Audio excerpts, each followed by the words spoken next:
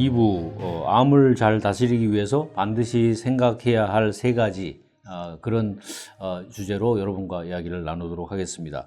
뭐 결론부터 말씀을 드리면 당황해서 서두르지 말자. 그 다음에 2차 소견을 반드시 받자. 그리고 결과에 대한 대처 방안을 결정할 때는 다양한 자료를 수집해서 시간을 가지고 결정하자. 이런 세 가지가 되겠습니다. 앞서서 말씀을 드렸지만 최근에 제가 아는 분이 부산에 계시는데 갑자기 카톡이 띵 하고 왔어요. 그래서 무슨 카톡인가 하고 반갑게 봤는데 반가운 내용이 아니었고 5월 26일에 서울대학교 병원에서 자궁 내막암과 복막까지 전이되었다는 진단을 받아서 공황 상태에 빠져서 박사님의 고향인 강원도에서 잠시 휴식을 취하고 있습니다. 여기 밤하늘은 너무도 아름답습니다. 칠흑 같은 밤하늘에 셀 수 없는 별들이 반짝이고 사방에 둘러싸인 자연의 향기는 하느님이 주신 멋진 선물인 것 같습니다. 이곳 평창에서 며칠 휴식을 취하고 나니 마음이 많이 안정되었습니다. 이제 앞으로 어떻게 할까 고민입니다. 평생 병원약 먹지 않겠다고 다짐하고 살아왔는데 그래도 이런 일이 있네요. 지금까지 최선을 다해서 살아왔던 것처럼 앞으로도 치유에 집중하고자 합니다. 박사님도 항상 건강 잘 챙기시고 행복하시기 바랍니다. 그동안 관심을 가져주셔서 정말 감사합니다. 이런 카톡을 받았어요. 근데 제가 그걸 읽고 처음에 암에 걸렸다니까 놀랐고 그 다음에 복막까지 전이 됐다니까 더 놀랐고 뭐 지금 제가 웃는데요. 그때는 저도 어떻게 반응을 해야 될지 잘 모르겠더라고요. 마지막에 그동안 관심을 가져주셔서 정말 감사합니다. 그 말을 읽으니까 이분이 무슨 생각을 하는 거지? 그런 생각에 미치니까 마음이 갑자기 뭐라고 말할 수 없는 그런 느낌이었어요. 근데 제가 아마 초기 영상에서 그러니까 한 4년 전 영상에서 그런 이야기 한 적이 있는 것 같아요. 그때 뭐 유방암 때문에 우리 시청자분이 어떤 글을 남겨서 제가 나도 뭐 집안에 유방암 있는 사람이 있어서 뭐 이런저런 일이 있었노라 뭐 그런 이야기 하면서 저희 아버님이 폐암으로 고생하다가 돌아가셨는데 뭐 어떤 일이 있었다 이런 그 이야기를 한 적이 있었거든요. 그리고 뭐 그 이외에도 뭐 집안에 대장암으로 돌아가신 분도 있고 뭐 주위에 뭐 암으로 돌아가신 분이 많으니까요.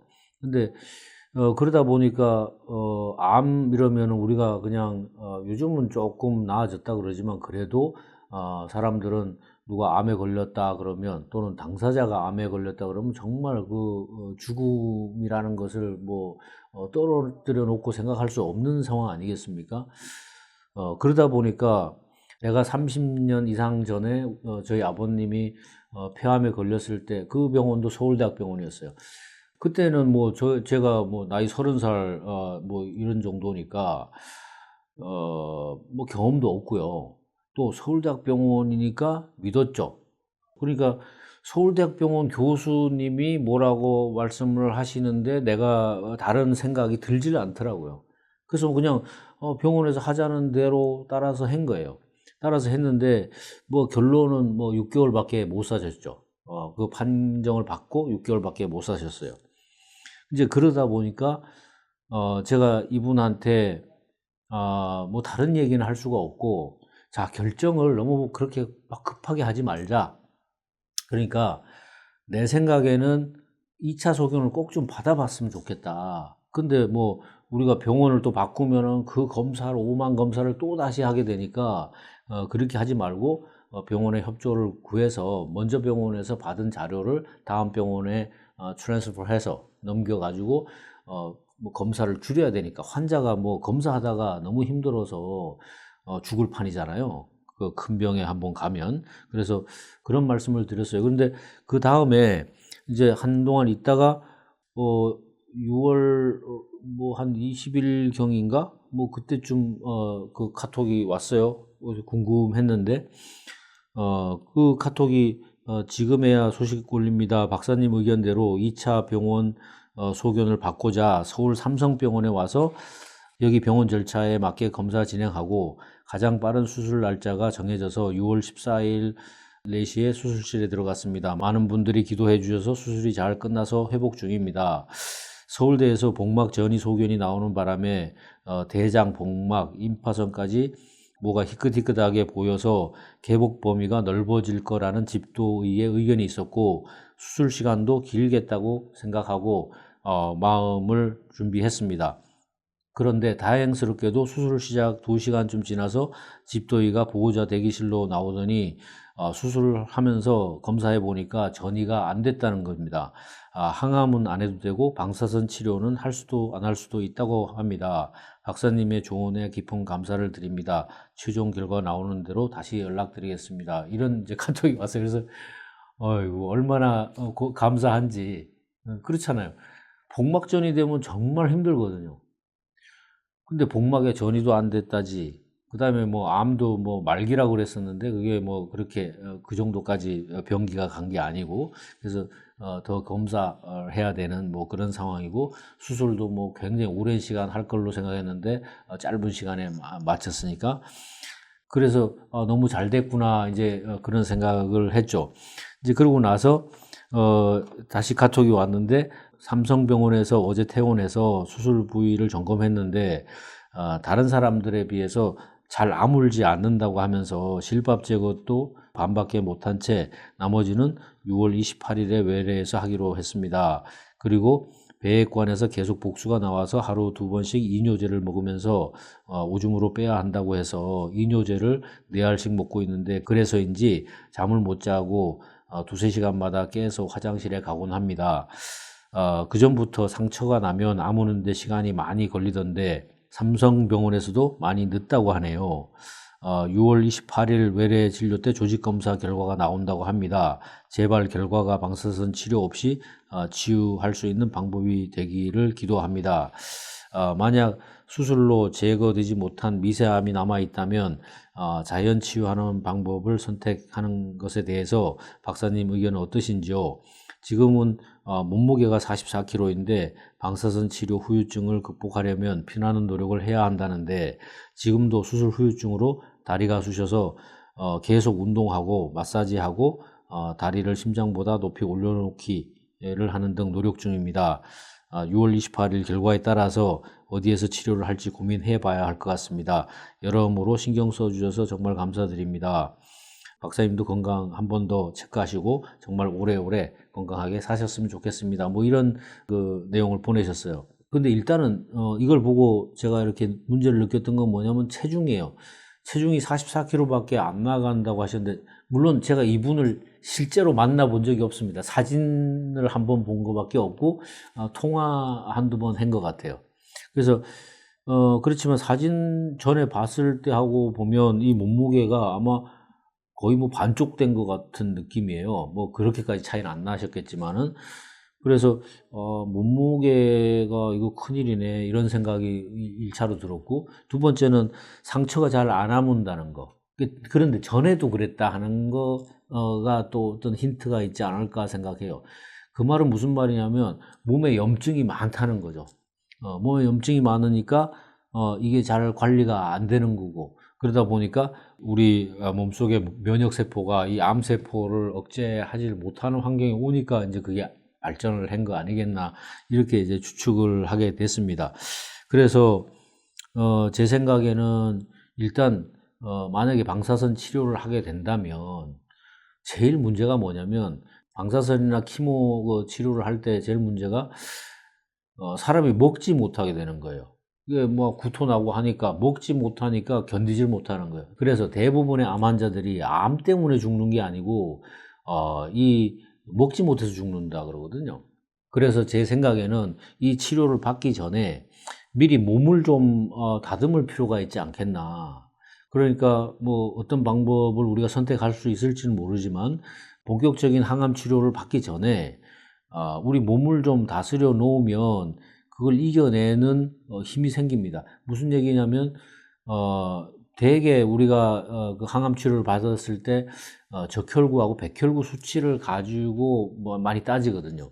왜냐하면 그게 이제 적혈구는 우리 몸에 산소와 영양소를 공급해주는 하나의 힘이고, 백혈구는 면역을 높이는 거니까 이 적혈구와 백혈구가 사실은 쌍두마차죠. 우리 건강을 끌고 가는. 그래서 이제 그걸 가지고 이분이 이 항암 치료를 견뎌낼 수 있는지 하는 것을 측정을 해서 이제 그 다음 스텝을 가게 되는 거니까, 기본적으로 항암 치료를 받더라도 이런 것이 높은 레벨로 유지될 수 있게 하는 게 중요하겠다, 그런 생각을 해서 제가 드린 말씀은 항암 치료 너무 급하게 날짜를 안 잡으면 좋겠다, 시간을 좀 두세요, 뭐 정 급하면 2주라도 좀 시간을 두셨으면 좋겠다는 거 하고, 무슨 결정이든 그냥 하지 마라, 생각을 좀 해보고 하시자, 그런 말씀을 드렸어요. 근데 그러고 나서 좀 얼마 있다가 이제 카톡이 다시 왔는데, 어제 최종 결과가 나왔습니다. 다행스럽게도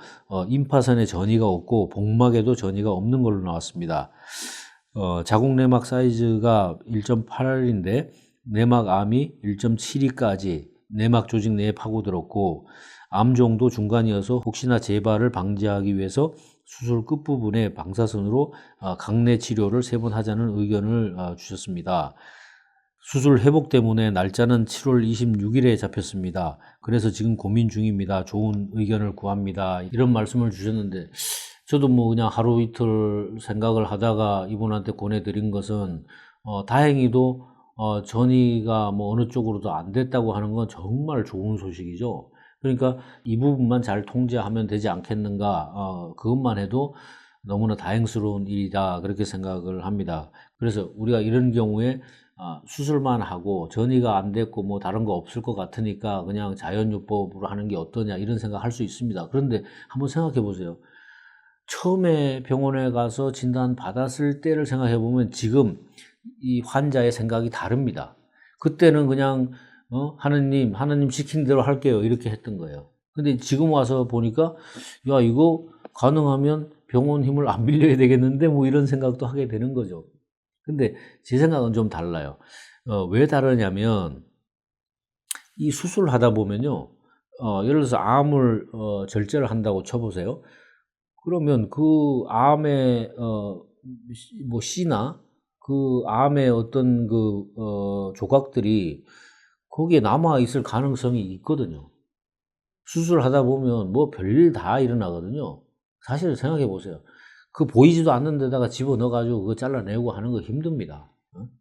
그리고 뭐 자르면 피나죠. 잘 보이지 않죠. 그런 거 수술하시는 의사 선생님들한테 참 고맙다고 해야죠.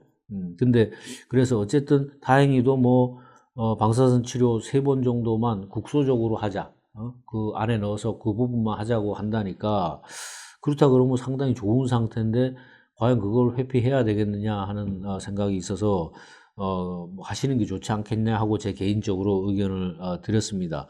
그래서 이분이 제 생각에 앞으로 어떻게 했으면 좋겠나 하는 생각을 다시 한번 해보면, 현재 체중이 좀 낮으니까 이거 체중을 회복하기 위해서는 잘 먹어야 된다. 두 번째는 이 수술 부위가 좀 아물고 이러면 체력을 보강하는 방법이요, 잘 먹는 거 하고요, 운동입니다. 그것도 두 마리 토끼예요.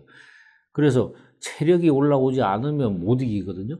그래서 운동 계획을 세워서 그걸 습관화하는 거 중요하겠다.